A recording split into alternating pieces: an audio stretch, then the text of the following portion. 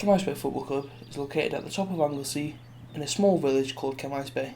A village with a population of around 1,000 people, it's most commonly known as a tourist attraction due to the beaches, brickworks and the river. Behind the beautiful walks of Cemaes is a football team who play at School Lane.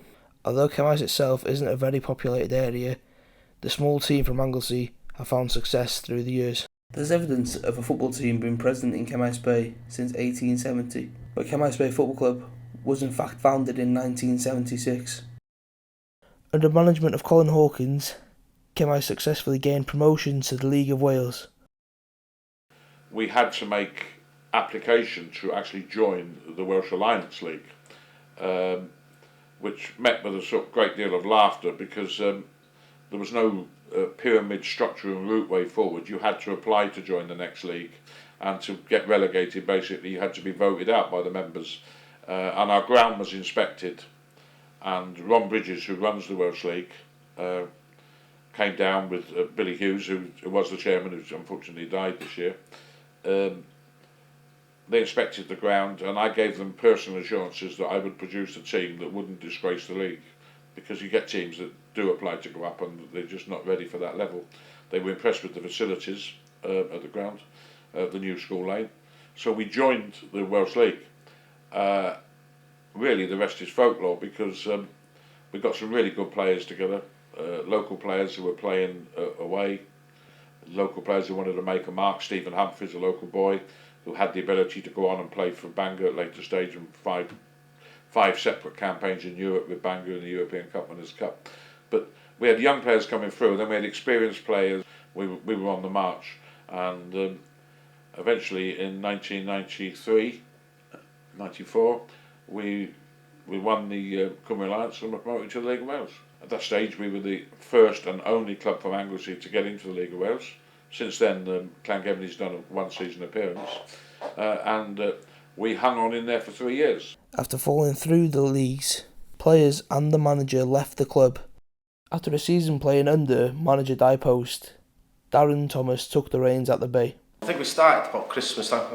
I started, and they were having they'd only won one game, but then I managed to get Steve Whittaker back, Tycho, and then all the lads came back. That's when we started really. I think we won, the first season we won the Elias Cup, and then next season we went on to the Dargy and the Meccan, I think. I think I was 17, maybe 18 at the time. We won the Elias when I was 16. That was my first season. I remember scoring 2 goals in the semi-final against Llangefni Reserves, and we won 3-2. And the second goal to put us 3-2 up come off my back. Yeah. Like, I literally closed the keeper down, turned my back, and it hit me in the back and went in. So you had the feeling it was going to be our year. A successful spell at the club, winning back-to-back promotions, as well as securing the Elias, Megan and Dargy Cup. After a season of consolidation in the Welsh Alliance Division 2, players and fans were confident a title charge was on the cards for the upcoming season. After promotion to the Welsh Alliance Division 2, Darren Thomas improved his squad. One of those that he brought in was winger Matty O'Hara. A few of the lads said, why didn't you join back up with the club? So I started training and things went from there. Last season, on a personal note, to start off, it was very good for myself. Really enjoyed being back at the club. I thought we did all right. The run up to Christmas, we were solid. Then obviously things fell apart a little bit at the end. Ideas of a title challenge were soon demolished, with Captain Stephen Whittaker, Keenan Downey, Ryan Folksman and Tom Wood all departing the club before Darren Thomas made the same steps. We'd gone up too soon, I think.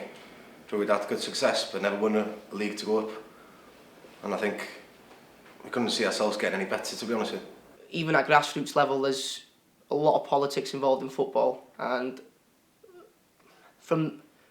as a club, I don't think the politics is there at Cemaes, and I don't think it still isn't there.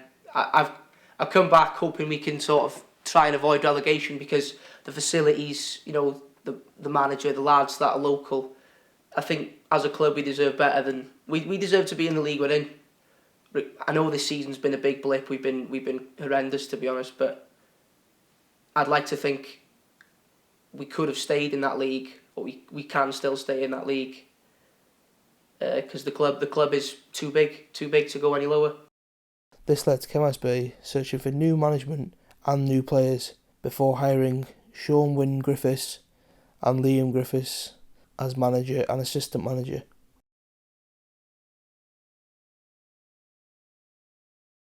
The club was struggling, and Cemaes has always had a fond place in my heart, just because when I played I really enjoyed my football most when I played under Day and Steve Bump and Ollie Roberts and all them were playing in Tycho, and I just really didn't want to see the club kind of fall. And the new manager's post went out, and I don't think there was much interest for 4 weeks, or they couldn't find the right candidate. And a friend of mine, Sean Wynne, called me, and he said he was interested in taking the job over, and would I be interested in being his kind of assistant or helping him out. And I said yeah, why not, give it a shot, see what we can do. It was an uphill task from the get-go, but after a 4-4 draw against Griffiths, it looked as though Cemaes Bay had the ability to stay in the Welsh Alliance Division 2. The way the season progressed, it fluctuated so much. We had so many ups and downs, and I think everyone started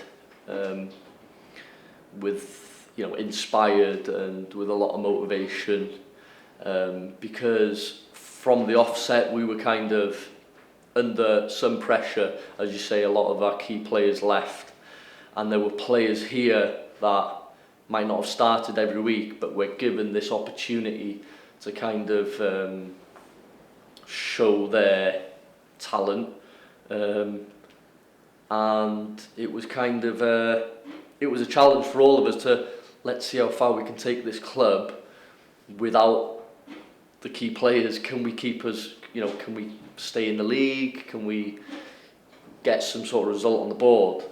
Now that 4-4 game, it kind of came at, it did come at a nice time, because the club weren't doing so well and players were starting to get a little bit fed up. So when we drew that game, it did certainly felt like a turning point in the season. We were 3-1 down, I think, at the time. Pulled it back. Last minute of the game, we had a corner, which I took myself, and I placed it onto Lewis Connor's head. And there was a cracking buzz coming back into the changing room. It was good, and we thought we could really kick on from there.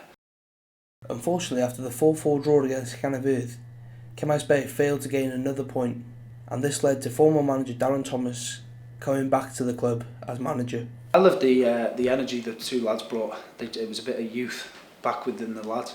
They tried really hard, trying different things, new formations, different training regimes, and I thought things would be all right. And unfortunately for them, which is not their fault, a few of the lads weren't turning up, and I think that's what proved costly for Sean and Liam in the end.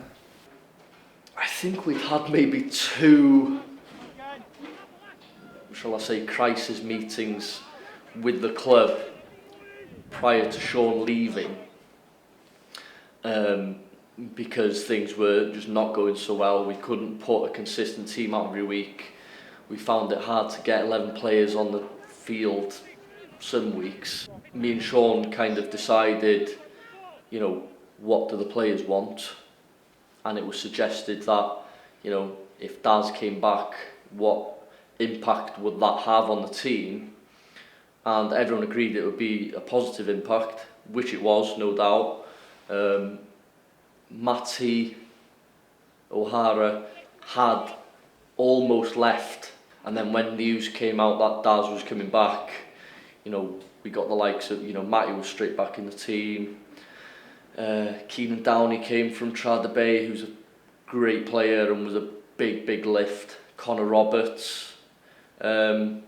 So that kind of second phase in the season when Daz came back, it was almost kind of the same feeling we had at the beginning of the season. So when he said he was going back to Cemaes, I don't think he should ever have left.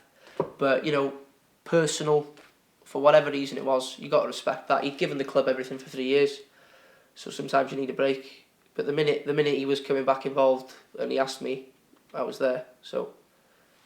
Well, I was on the verge of signing for Amloch. That's the club I was going to, but the paperwork was wrong. So it was, and then I received a phone call off Darren to explain he was coming back. Would I stay at the club? So after, without even thinking about it really, I said, yeah, I'll stay at Cemaes. With the return of Darren Thomas, Cemaes Bay pulled off a shock win against league leaders Glen Conway in a 2-1 win. Fantastic feeling at the time. It was great. I thought, you know, Connor come back, Dan managed to come back. It wasn't just a case of me turning up and making a difference. Everyone, a lot of players that weren't bothered about playing turned up on that day and played really well. It's definitely one of the best team efforts I've ever been a part of, to beat top of the league 2-1. But after that, yet again, more politics behind the scenes went on. Key players got upset, you know. Key players that had been there for years left. Again, leaves the club in turmoil. Who can you attract? Who can you bring in? You can't really bring anyone in unless they're not getting a game anywhere else. And if they're not getting a game anywhere else, they're probably not worth having, are they? After picking up just 4 points through the entire season, players, the manager and committee decided it was best for Cemaes Bay to pull out the league and reform the following season. But really they've taken 1 step back to get 3 steps forward. Darren, along with Edridge, along with Raymond and Kevin and everybody at the club, every committee member, it's not fair to name people, they're putting together, and I've seen the business plan that they're putting together, and I've seen the draft of the business plan, because that will take chemistry. It was what was needed actually, a proper written business plan with everybody working towards the business plan, and I see them going forward. The structure of the club, as I say, I wouldn't think we'd ever fold. We shouldn't fold. The club's too big, but at the same time, the club can be the biggest in the world. But if you got people that don't want to play for you, or people that can't be asked turning up, you're not going to be able to play on a Saturday. So everything can be good or bad behind the scenes. But if you haven't got 11 turning, well, ideally 14, 15 turning up on a Saturday, there's nothing more you can do. The club's got to fold. You can't keep getting fined and giving games just to stay in the league. At the end of the day, if you can't raise a team, you got to fold. And I think that's what's happened. Some people can look at it as a negative thing or a weakness in a football club, but on the other hand, it's a nice time to reflect on what we've done that hasn't gone well, and what we can do leading to the future. I for one hope that next season Darren Thomas can take Cemaes Bay back to where they should be, in the higher leagues of the Welsh football pyramid.